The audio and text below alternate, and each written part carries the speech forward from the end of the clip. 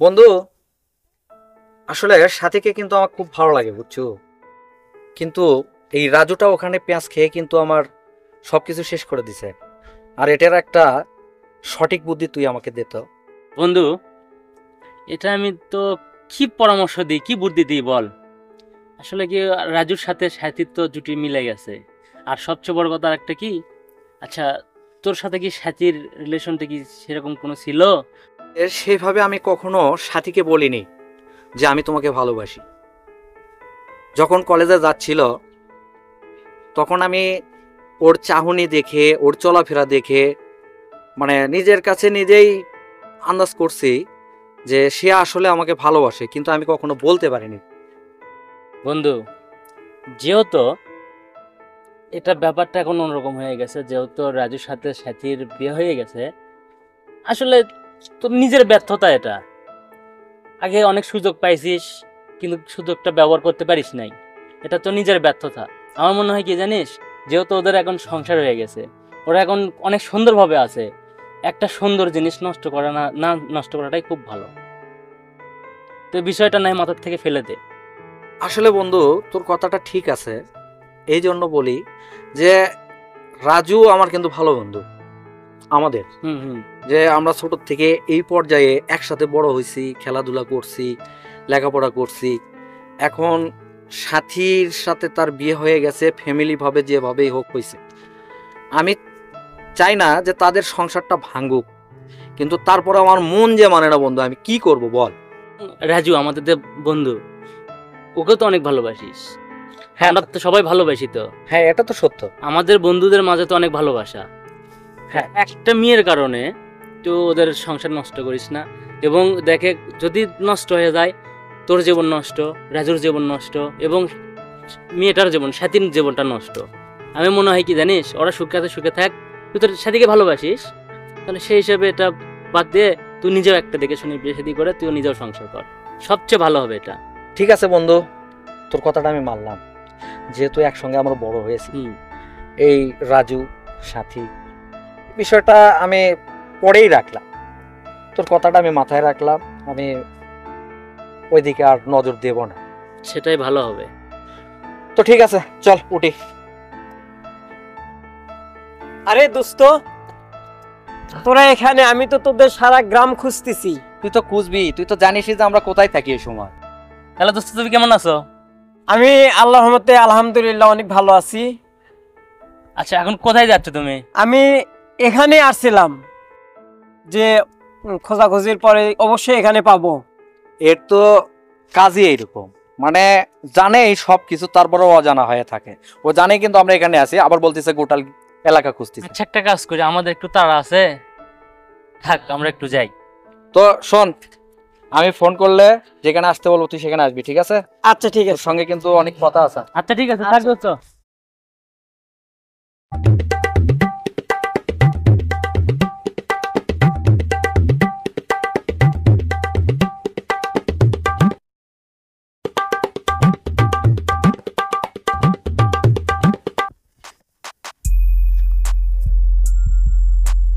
এই রাজুকে আমি যতবার দেখতেছি আমার মাথা খারাপ হয়ে যাচ্ছে, মাথায় নষ্ট হয়ে যাচ্ছে। এদেরকে আমি সামনে দেখলেই আমার মাথা নষ্ট। এই শালা রব্বানির নাম্বার। হ্যালো, এ তুই কই রে? এ তুই তাড়াতাড়ি ওই ব্রিজের এখানে চলে আয়, আমি তোর জন্য অপেক্ষা করতেছি। আয় তুই তাড়াতাড়ি এক্ষুনি। হ্যাঁ, ওকে।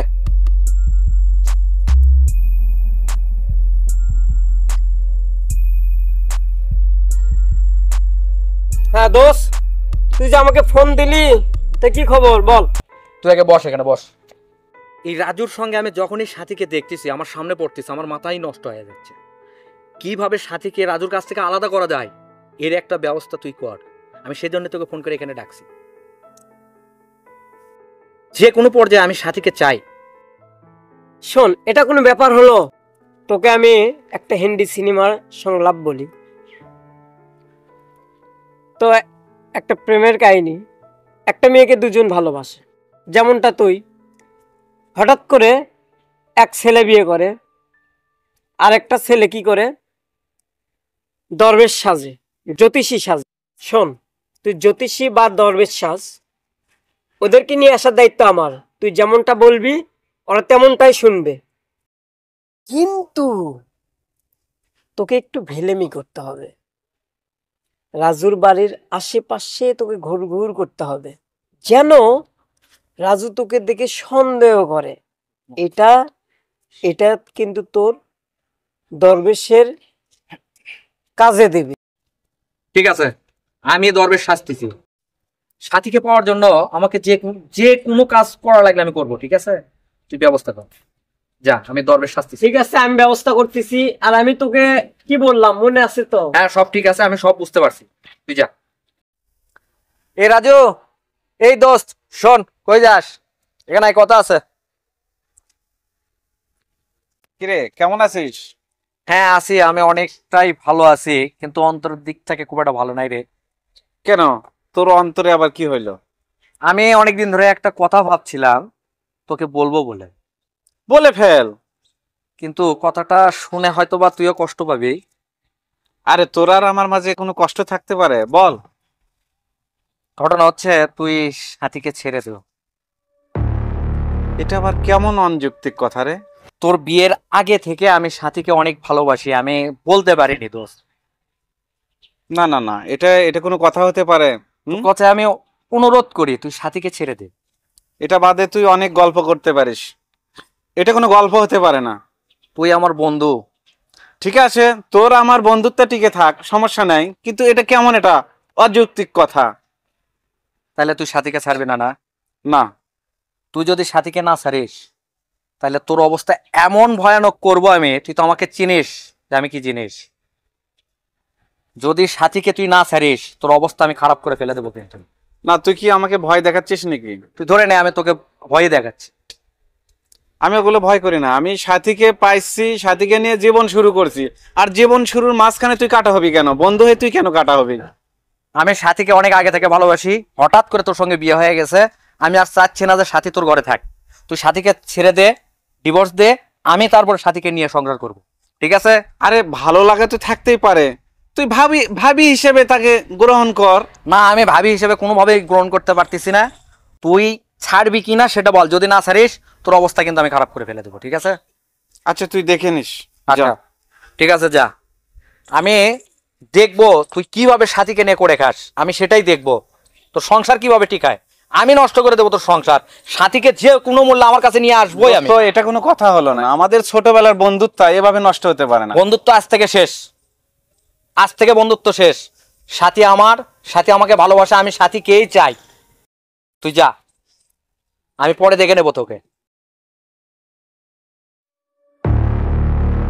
শোনো সাথী, আমার যদি একটা মেয়ে হয়, মেয়েটার নাম রাখবো আমি রেশমি। এই যে তোমার রিনে ঝিনে চুড়ি আছে না, এই চুরির বাজনার মতো রেশমি নেচে নেচে বেড়াবে এখানে, আমাদের কত না মজা হবে, তাই না? যা, আমার ছেলে হবে। নট, এখানে লজ্জার কি আছে? তুমি আর আমি তো এখানে, বোঝো না? হ্যাঁ, না না, আমার ছেলেই হবে। যাই হোক, ছেলে হলেও তো ভালো, ছেলেও তো আমাদের কাজে লাগবে, সংসারের কাজে লাগবে। ছেলে হলে আমি আগে যাব, আর মেয়ে হলে তুমি এগিয়ে যাবে, তোমার কাজগুলো মেয়ে করে দেবে, আর ছেলে হলে আমার কাজগুলো ছেলে করে দেবে। কেমন? তো তুমি থাকো, আমি আসি বাজার থেকে। ঠিক আছে।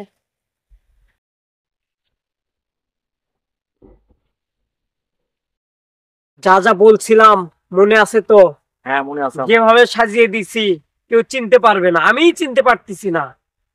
আর আমি ওকে নিয়ে আসতেছি, ওকে যেভাবে যেভাবে বলছিলাম সেইভাবে সেইভাবে করবি। ওর আজকে সর্বনাশার ঘন্টাটা বেজে দিবি। ঠিক আছে, তুই যা, তাড়াতাড়ি নিয়ে আয়, যা। আমি নিয়ে আসতেছি ওকে।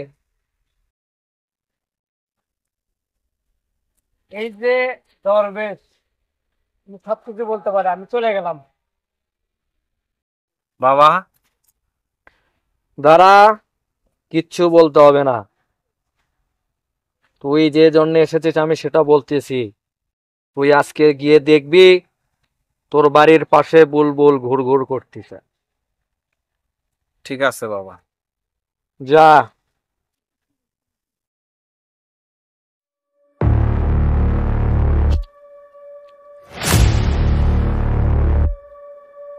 আরে সাথী, তুমি টিউবওয়েল পারে কেন? তোমার এই কষ্টগুলো কিন্তু আমার সহ্য হচ্ছে না, বুঝছো? আমি যে তোমাকে প্রস্তাবটা দিলাম, এটা কি চিন্তা ভাবনা করে দেখছো? আপনি কি আমার সংসারে অশান্তি বাঁধানোর জন্য আসছেন? আপনার জন্য আমার সংসারে অনেক অশান্তি হচ্ছে, আপনি যান। সাথী, ব্যাপারটা কিন্তু খারাপ দেখালো। তুমি আমার প্রস্তাব মেনে নিলে তাইলে তোমার ভালো হতো। ঠিক আছে, থাকো, বাই।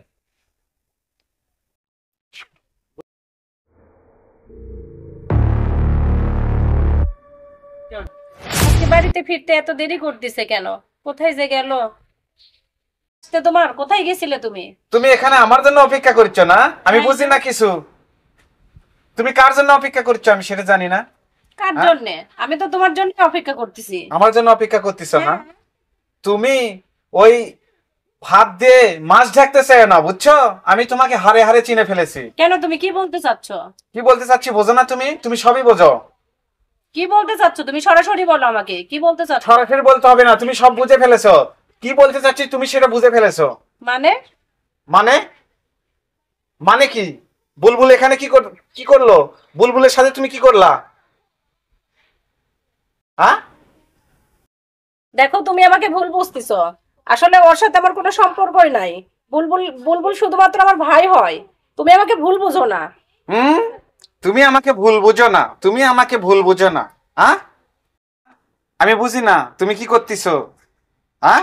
না, তুমি আমাকে ভুল বুঝতেছো। শোনো, পৃথিবীর সবার চোখ ফাঁকি দিতে পারো, আমার চোখ ফাঁকি দিতে পারো না। আমি আসতেছি।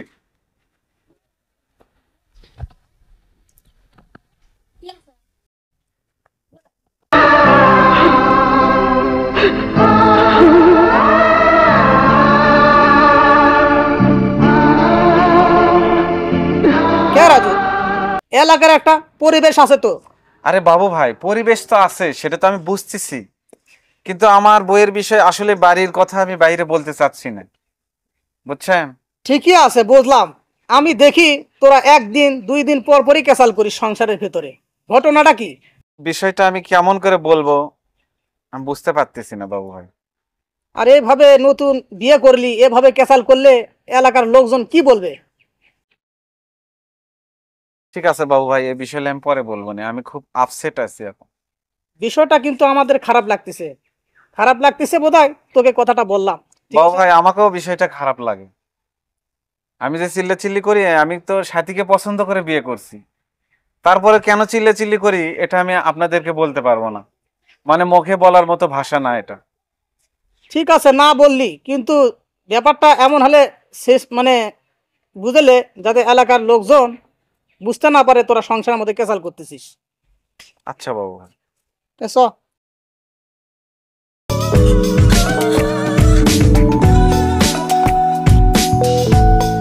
বাবা,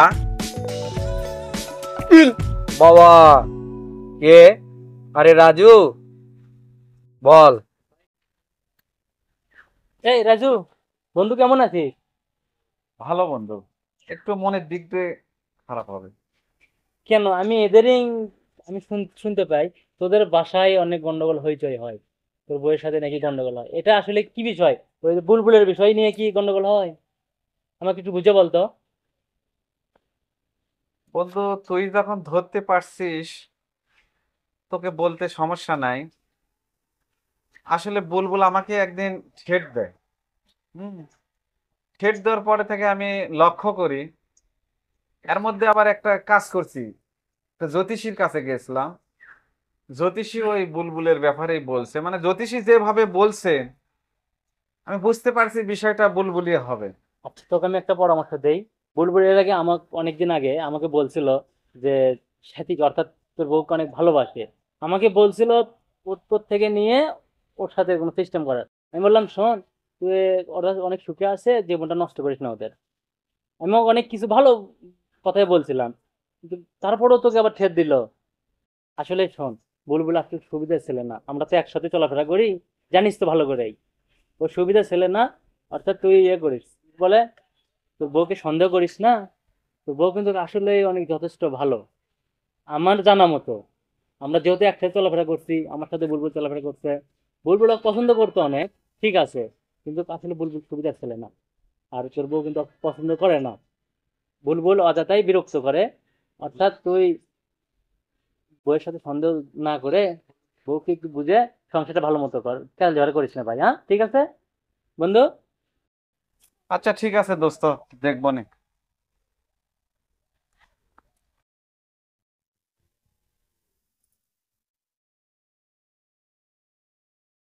সাথী, এসব কি করতেছো তুমি?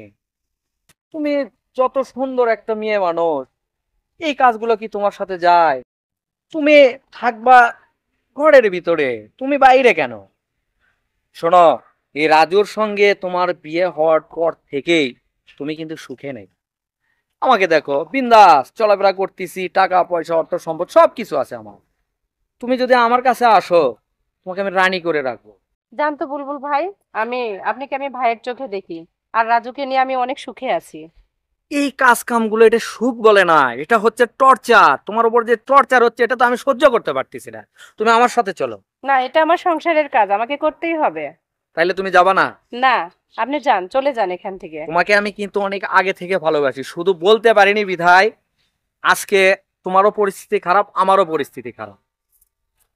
না, আমি আমার সংসার জীবনে অনেক সুখী আছি, আপনি যান।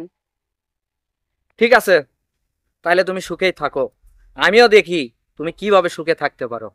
থাকো। বাবা, তুই আজকেও এসেছিস? হ্যাঁ বাবা। ঠিক আছে, আমি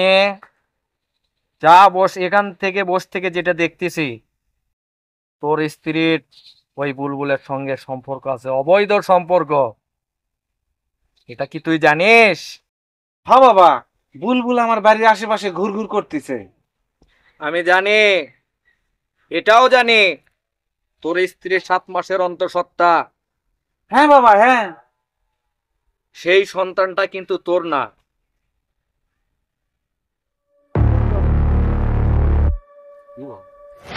কি বলেন? আমি যেটা বলতেছি এটাই ঠিক। তোর স্ত্রীর চরিত্রহীন, সে বুলবুলের সাথে অবৈধ সম্পর্ক করে ওই বাচ্চা পেটে নিয়ে এসেছে।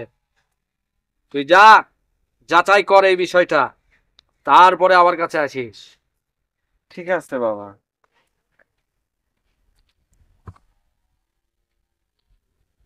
ইল বাবা,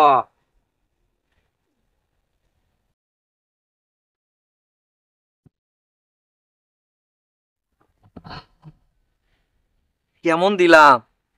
দিছি গিট্টু বাজে। যা। আরে বুলবুল, তাড়াতাড়ি করো, ওদিক তো কাজ হয়ে গেছে। হ্যাঁ হ্যাঁ, চল চল, এগুলো খুলে দে।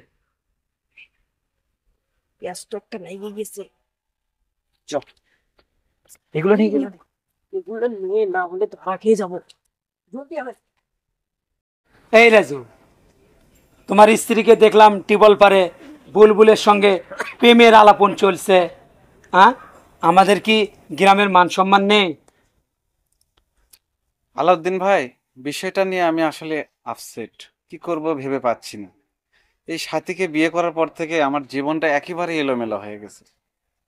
আচ্ছা, আমি বিষয়টা দেখবো নি ভাই। আর শোনো, তোমার স্ত্রীকে একটু শাসনের ভিতরে রাখবা, নয়তো পাখি উড়াল দিয়ে চলে যাবে। আচ্ছা ভাই, দেখবো নি বিষয়টা। ঠিক আছে, যাও। সাথে হ্যাঁ, আমি এখানে। ও, তুমি এখানে? নবাবের বাচ্চা, তুমি কি করছো আজকে? কি করছি? হ্যাঁ, কই? তুমি কি আমার সম্মান রাখবা? কেন, আমি কি করছি? কি করছো জানো না তুমি? আমি শুধু ভুলি বুঝি তুমি তো আমার জীবনটা এলোমেলো করে ফেলেছো সাথে। তুমি মাথা গরম করো না, তুমি চুপ থাকো। আমি চুপ থাকবো না? আমি চুপ থাকলে তোমার ওই বুলবুলের সাথে মিশতে ভালো হয়, আমি তো সেটা জানি। তুমি এসব বলো না, মানুষ শুনলে খারাপ বলবে। খারাপ তো তোমাকে বলতেছে না, তুমি তো বাসার মধ্যে টুপুস করে থাকো, ওই বুলবুল ওই পাশ দিয়ে এসে টুপুস করে তোমাকে চুমো খায় যাচ্ছে, এটা যে আমার মানুষের মধ্যে শোনা লাগতেছে। এসব এটাকে বলো না। আমি তোমাকে কিছুই বলবো না। তোমার পেটে যে বুলবুলের বাচ্চা, সেটাও আমি বলবো না। এটা বলা আমার নিষেধ আছে, তো এটা বলো আমার নিষেধ আছে। এটা কি বললে তুমি? এ পাপের কথা মুখেও নিও না। আমি বললেই দোষ, আমি বললেই দোষ। তুই সারা বাড়ি মাখা, তুই সারা গ্রাম মাখা, আমি বললেই দোষ, আমি বললেই দোষ, আমি বললেই দোষ। এই সাথী, আমি যেন ঘুরে এসে তোকে আর বাড়িতে না দেখি, তুই বাপের বাড়ি চলে যা, তুই আমার জীবনটাকে মুক্ত করে দে।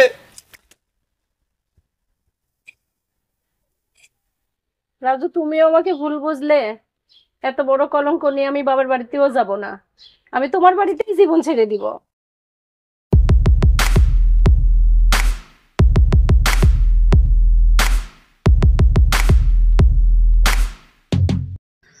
সাথী, সাথী।